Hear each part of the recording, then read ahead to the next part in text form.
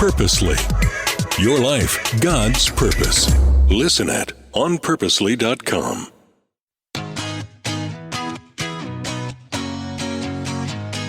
Hey there, I'm Julie Lyles-Carr of the Almond Does podcast, where we are in a series on mental health and mental wellness. Let's jump right into the next episode.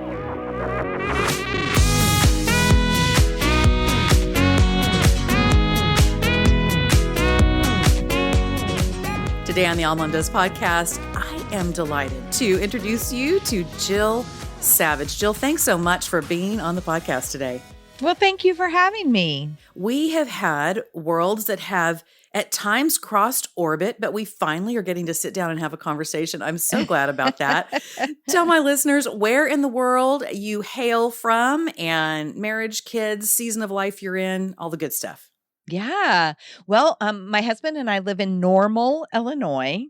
And yes, we have a lot of fun with that name. Normal, Illinois. Normal, Illinois. So, yep, our kids went to normal schools. We go to a normal church. And honestly, it's really become kind of the brand that we operate under, because our goal is to help moms and help marriages deal with the normal stuff of life. And so that's really what our heartbeat is.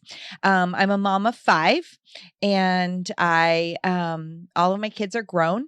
So they're all in their 20s and their 30s, and we have a handful of grandchildren. Love that. Love that. I call the season I'm in the encore season of life. Encore. I like that. Yeah, because you get to do some of the best. You get to encore. For instance, we just had our grandkids for 3 days. Their parents had to go out of town, and we got to help with homework, and we got to do the school pickup and some of those encore things that I enjoyed. But guess what? We got to send them home last night. So right. Love Makes that it a too. little easier. Oh yeah, absolutely. I love this play on normal. My first book proposal years ago, and it ended up going through iterations that it does until finally it becomes the book that the publisher wants. But the working title was What's Normal Anyway? So it makes me kind of think of the name of your town. That's pretty fun. So in all of this, when I hear you recount the 5 kids and the grandkids and living in Normal, Illinois and all of the things, and I love that you want to reach out and make a difference in the lives of women who are experiencing what we do consider normal things in life. And yet sometimes there can be seasons that if you're the one going through it, it can feel less than normal, even if the statistics are there to say, actually, this is a common experience. You and your husband walked through a really challenging season many years ago that I'm sure probably felt anything but normal to you. What was that season, and what were the feelings that came up as a result of that season? Yeah. Well, so my husband was a pastor for 20 years. And in 2010, he made the decision to leave pastoring, started his own construction company. He was pretty burnout. I didn't realize how burnout he was. He didn't realize how burnout he was. He's also struggled with depression all of our married life. He was raised in a very unhealthy home and unhealthy environment. So some of that is environmental, some of it probably genetic. Seems like there's been a lot of depression in his family line. And so he had always struggled with that. So I knew in 2010 that depression was a piece of it. But I'd never seen him struggle like this. And by mid 2011, he was just spiraling emotionally, but it had become something different. He was kind of angry. He was angry at the world. He was angry at me. He was angry at God. He was angry at people. Everybody was letting him down. We now can look back and realize that he was in a full-on midlife crisis. But at that point, I wasn't quite sure what was going on. And unfortunately, in the midst of that, he had an affair. And that affair went on for about 9 months. It was a very, very dark season. He went back and forth between recommitting to our marriage and going back to the other relationship 7 times. I mean, the emotional roller coaster of that, as you can only imagine, was a mix of rejection, a mix of confusion, sadness, grief, fear. All of those emotions were coming at once. And I felt like I didn't know what my life was going to look like in a month or 2 months or 6 months or a year. Because for the first time in my life, I realized that a marriage takes two people. A divorce only requires one person to make that decision. And he was headed down that direction. And so I was overwhelmed. But at the same time, I'm so grateful I had my faith, because I can't even imagine walking through that without having the ability to hold God's hand and to go, okay, I don't know what my life is going to look like, but I know who you are, and I know that you don't change. So my life is changing minute by minute, but you are the same yesterday, today, and tomorrow. And honestly, it is the only thing that kept my head above water during that dark season.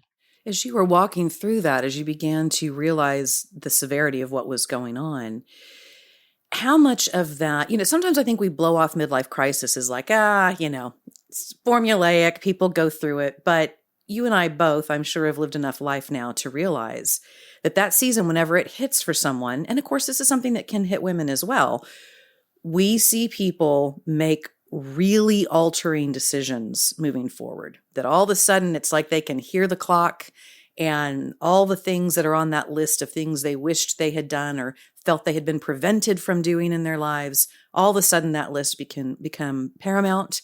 And a lot of times there's anger from the person experiencing it to that community that has held them close, including that spouse. Did you experience a lot of that backwash of anger onto you? Oh, yeah. Well, I didn't find myself angry, but I was the brunt of his anger. I felt like Right. our marriage was the scapegoat for everything that was going on inside of him. And if he and I now speak very openly about this. We speak about it together. Obviously, our marriage did make it. And he made a huge turnaround, a huge surrender day. In fact, it was Easter Sunday of 2012. We like to say he had his own personal resurrection, and he literally did. But without a doubt, I was the scapegoat for all of that. Thankfully, I knew it wasn't all about me. Thankfully, I didn't believe what he was saying. At the same time, I had to begin to look at what I like to say is I didn't cause my husband's infidelity, but I contributed to the dysfunction of our marriage. So I had to be willing to look at the things that I was bringing to the party. I had to be willing to look at the ways that I was unhealthy in our relationship. So he was pointing the finger and going, well, it's you and you and you and you and you. And I had to just look at that and go, okay, what's my 5% of that? What's my 10% of that? And begin to own those things. How did you, with anger coming at you from him, and then just the uncertainty of thinking that, okay, we're a couple who has cleared the hurdle of raising kids and getting kids launched, and we've probably been through some lean seasons financially, and maybe things are evening out, and all of the things that you would hope to walk into in that chapter in life, to find all of that on such unsteady ground.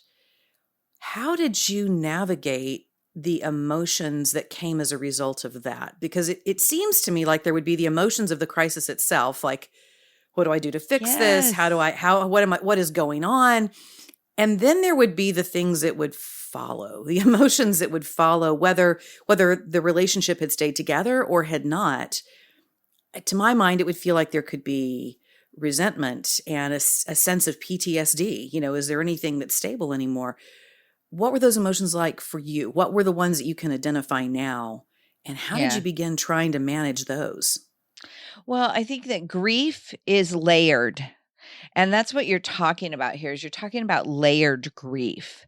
And so yes, I was grieving what was happening in the moment, but I was also grieving the possibility that how I had imagined my life to play out at this point was not going to be happening.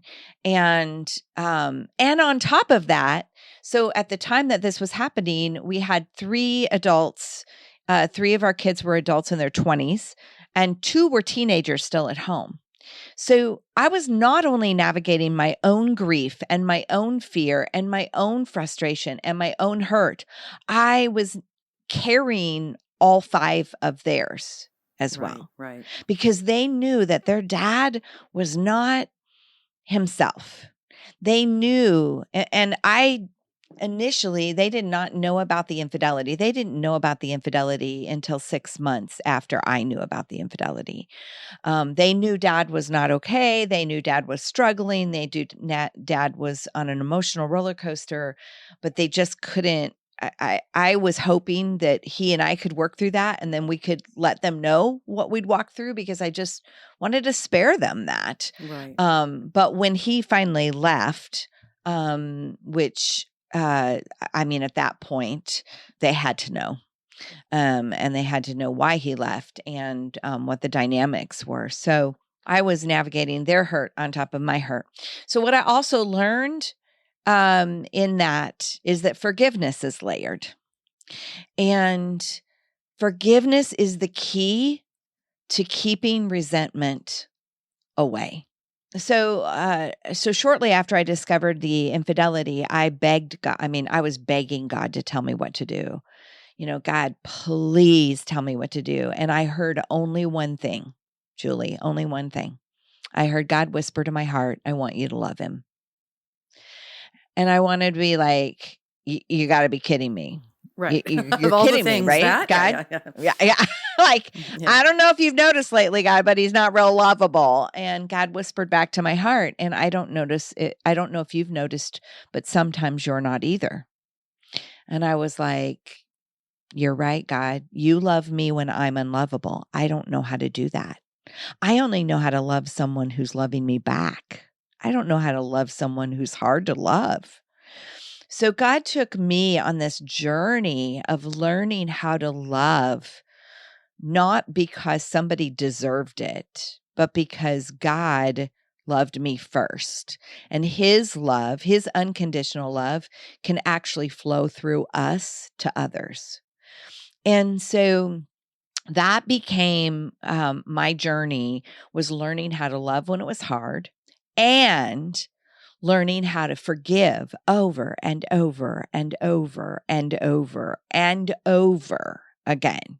I mean, there were some days that I probably had to forgive 50 times in a 24-hour period.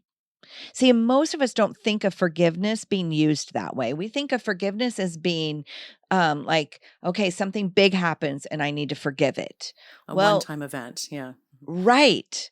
But the truth is we live with imperfect people. And if somebody's going through something hard, there's a lot of imperfect in their lives. They're making a lot of decisions. Those decisions are affecting you. And it could be as simple as you asked a question and they gave you a snarky answer, to you find out that they have been deceitful and deceptive.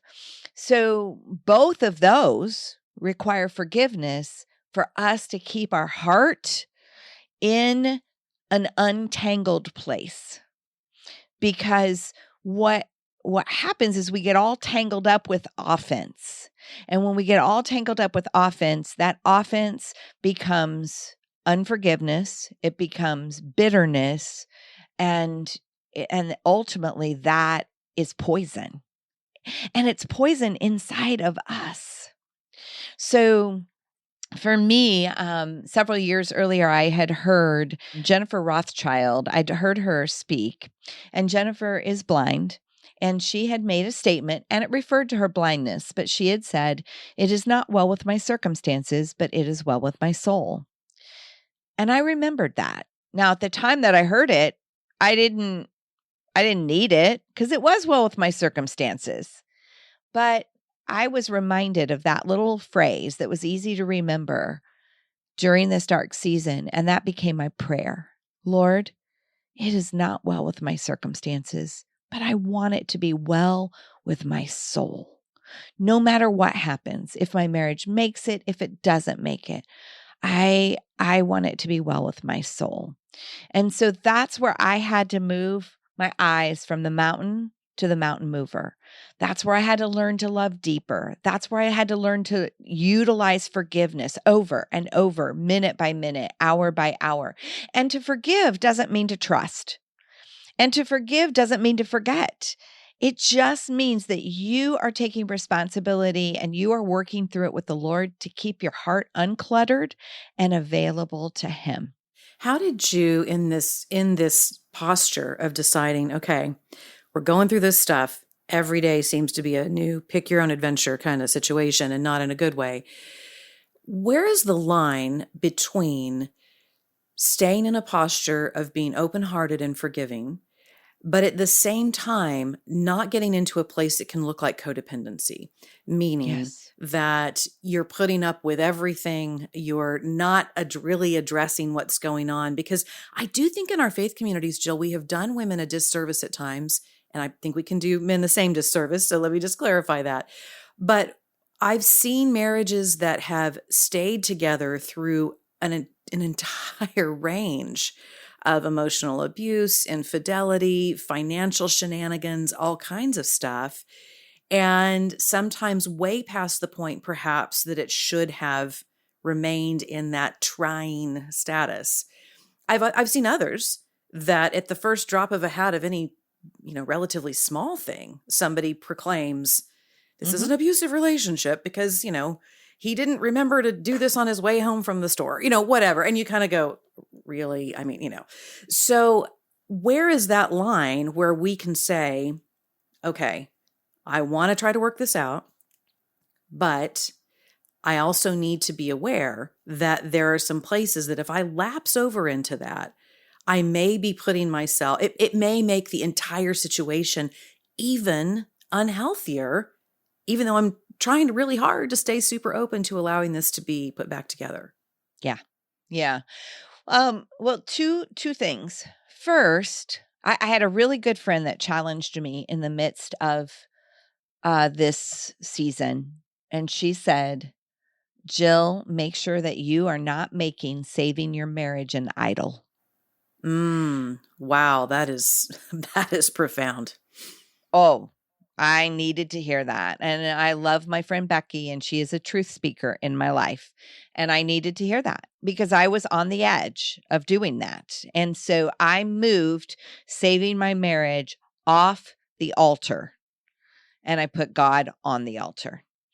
And so I think that's one step, is that we have to make sure that we are not making saving our marriage, saving this child, saving whatever the thing is that we want so badly, right?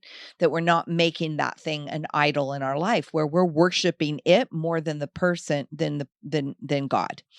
The second thing is boundaries are appropriate, and boundaries are a form of love.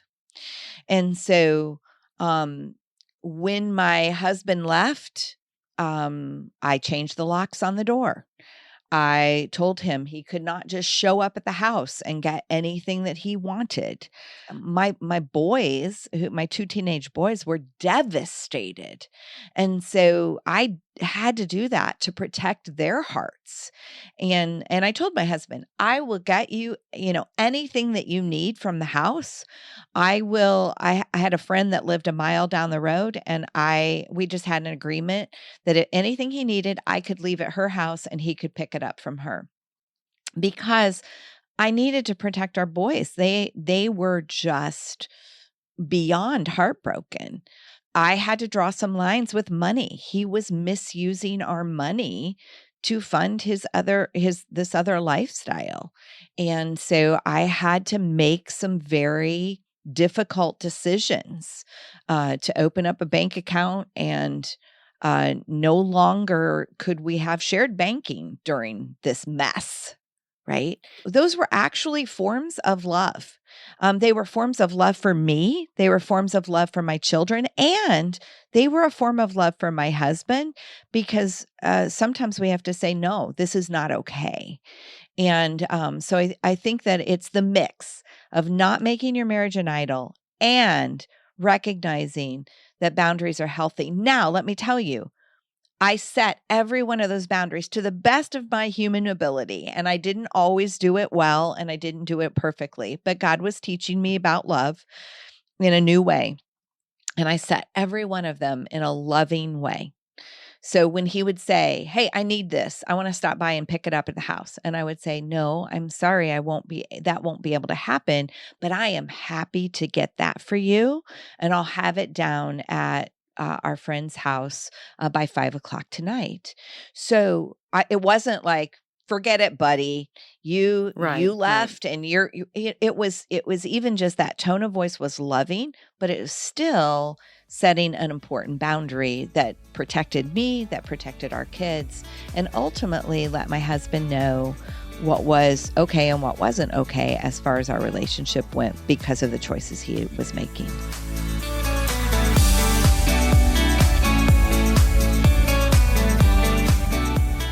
I want you to know about an incredible healthcare solution that's top quality and affordable. Traditional health insurance is so expensive, and for a lot of us who are entrepreneurs or self-employed or don't have access to insurance through our jobs, it's hard to know where to turn to take care of our family's healthcare. That's why I'm so excited about Altrua Health Share. Altrua Health Share is a community of like-minded people who share in each other's medical needs while agreeing to live a healthy lifestyle. This keeps medical costs lower, and those lower costs mean a high-quality, affordable healthcare option for you and your family. If you're one of the 32.8 million Americans who don't have insurance and who are looking for a great solution for your healthcare expenses, Altrua Health Share could be the right fit for you. To see how much you can save on your healthcare costs, go to familyhealth.family. Altrua Health Share, where we believe in caring for one another. That's familyhealth.family. How did you engage? And I realize this is a loaded term, Jill, because it can mean so many things to so many people. And it's just, we all seem to have a sense of it. We find it sometimes difficult to define. But how did you engage in self-care for yourself with all of the energy and emotion and spiritual focus that had to be going into this at the time? What were the things that you discovered were nurturing for your soul, regardless of what was going to be happening in the marriage, wherever boundaries were needing to be set, whatever actions had to be taken beyond that? How did you make sure that you were staying nurtured, well-loved, appreciated, and it was probably having to come from you? How did you do that? Well, number one was God's word. It was my wisdom. It was a balm to my wounded soul. Psalms is so powerful when we are hurting, because David is pouring his heart out, and we really see that. And it became my direction setter in life. Eventually, God led me to Romans 12:9-21, which I call unhumanable love.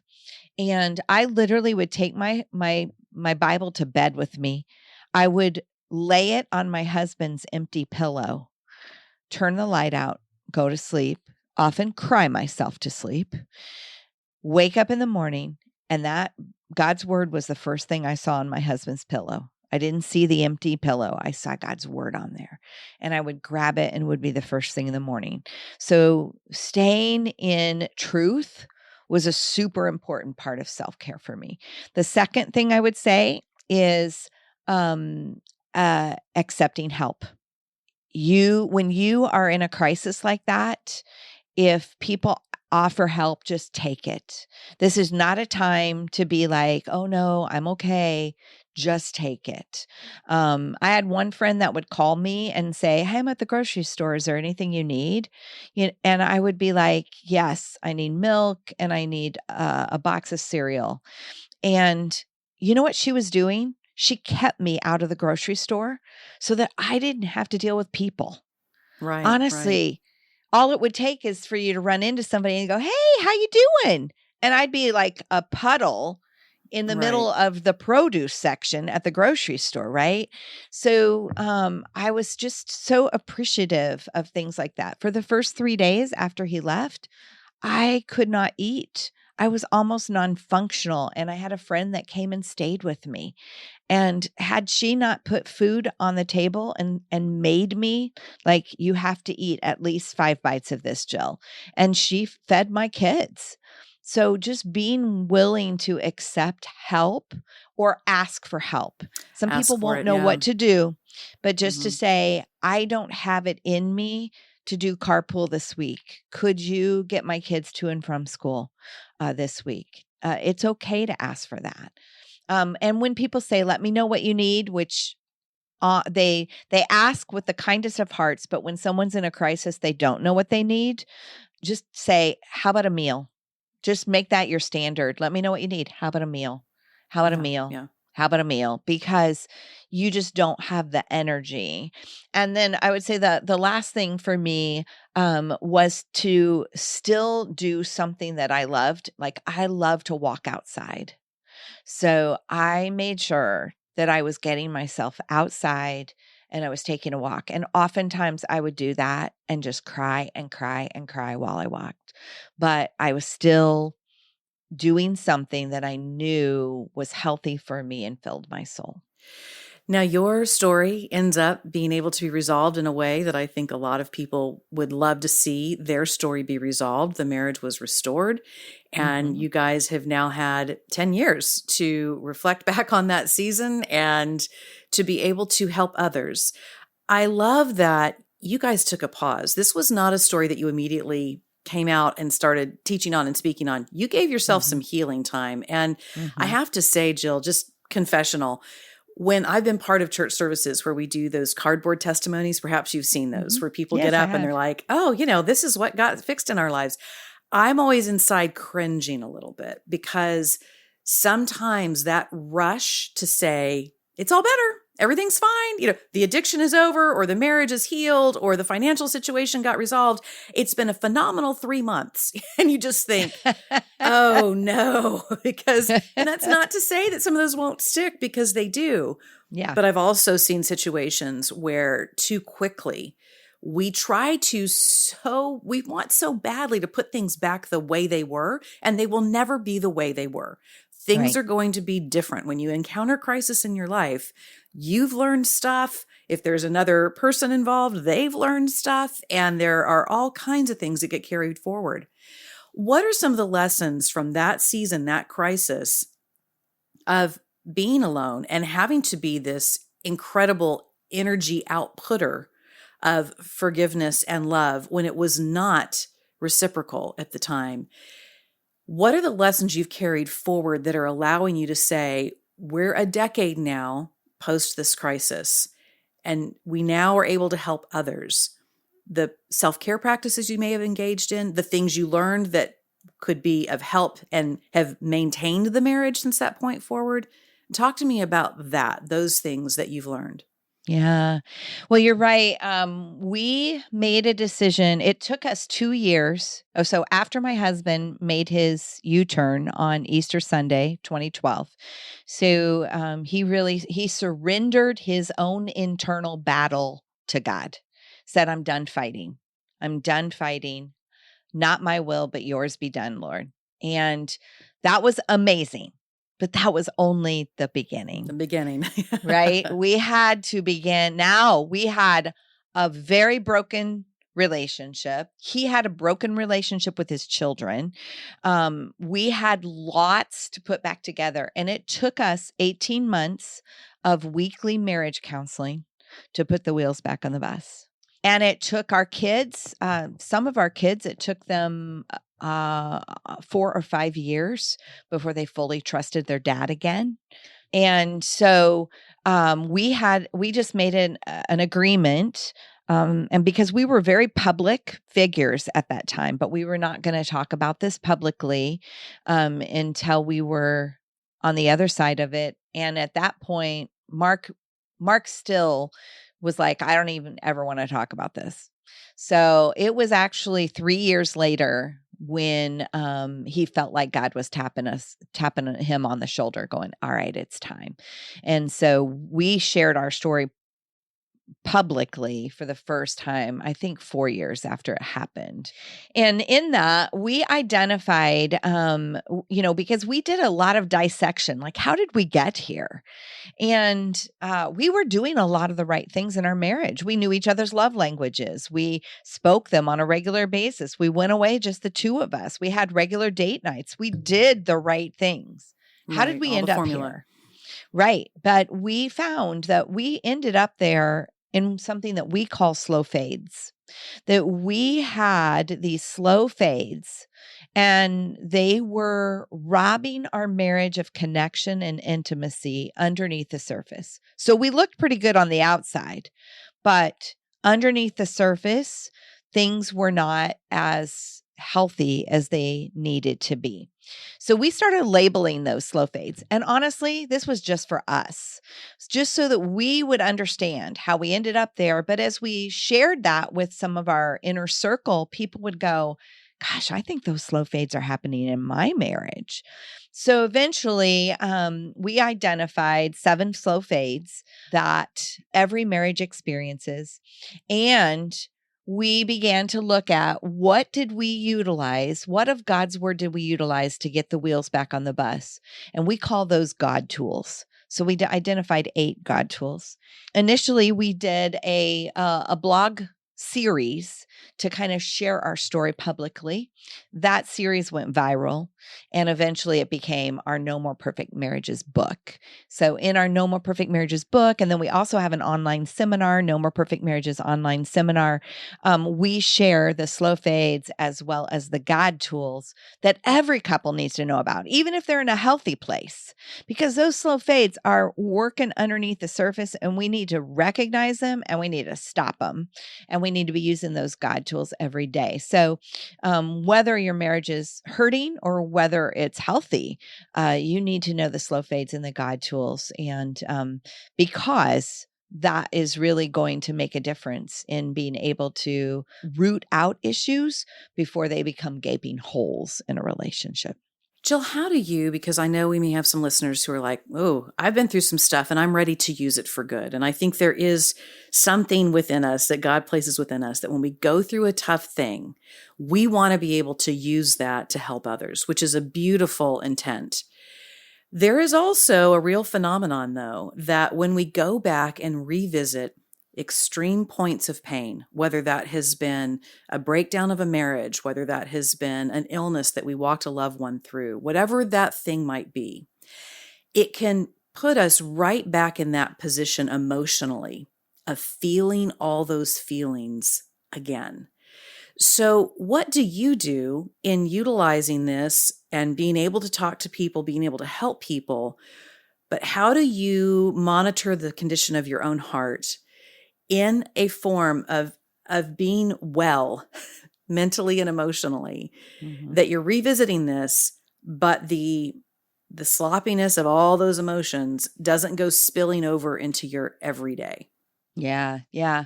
Well, what I shared earlier about forgiveness, it's ongoing, because if we're talking with someone and those feelings rise up in me, then I deal with that right then. Like, I don't even let a tail get on that thing because it's gonna go not in a good direction. But I would say in general, because we have brought such closure to that painful place in our life, and we've had full closure with that. What does that mean? I mean, my husband has probably apologized for 150 to 200 different angles of that situation, right? And then I have apologized for probably 150 to 200 different angles of the unhealthy stuff that I brought to our relationship. You can look at it and say, well, he broke my trust with infidelity. And he did. And that's a really big infraction of trust. But guess what? I broke his trust with parenting him. I broke his trust with criticizing him. And so I had to own those things. And so I would say that we've done such a huge cleanup process. And then now we clean up in real time. Like we just don't even let that stuff get into our heart. And so I would say we are different people than we were then. And we call ourselves, we're Mark and Jill 2.0. And Mark and Jill 2.0 work a lot better than Mark and Jill 1.0. But in order to have, and in fact, that's really the heart of our relationship. We do what we call Marriage 2.0 coaching with couples, and we host Marriage 2.0 intensives in our home where one couple comes, we work with them over 3 days, help them identify what's been the dynamics in 1.0, what do we want 2.0 to look like, and how are we going to get there? And I would say that in order for there to be a Mark and Jill 2.0, there has to be a Jill 2.0, and there has to be a Mark 2.0. So both of us are committed to not allowing our hearts to be poisoned by unforgiveness and resentment and anger. So if we're sharing our story and anything comes up, then we deal with that in our own heart. And so I think that that's the important part. And quite frankly, we will never stop growing. Never. And so I think that that's the other thing is that when we're sharing our story and something raises up inside of us, what we realize is, hey, maybe there's a little bit more healing to be done as it relates to that thing. And so then we go get after that, whether we set up an appointment with our counselor individually or together, we talk about it as a couple, we take it to the Lord, but we recognize that when those things raise up, that's just our red flag. Hey, let's take a look at this. And so we use it for growth.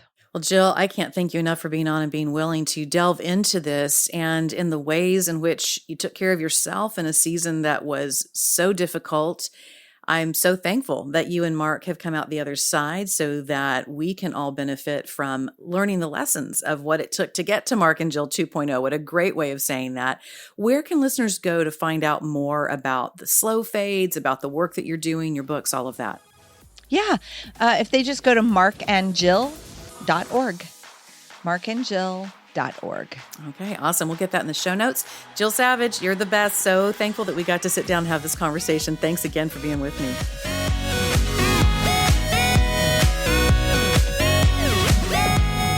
Show notes. We've got show notes. Rebecca puts together incredible show notes each and every week with all the links that you've heard about, all of those great resources. So be sure and check it out.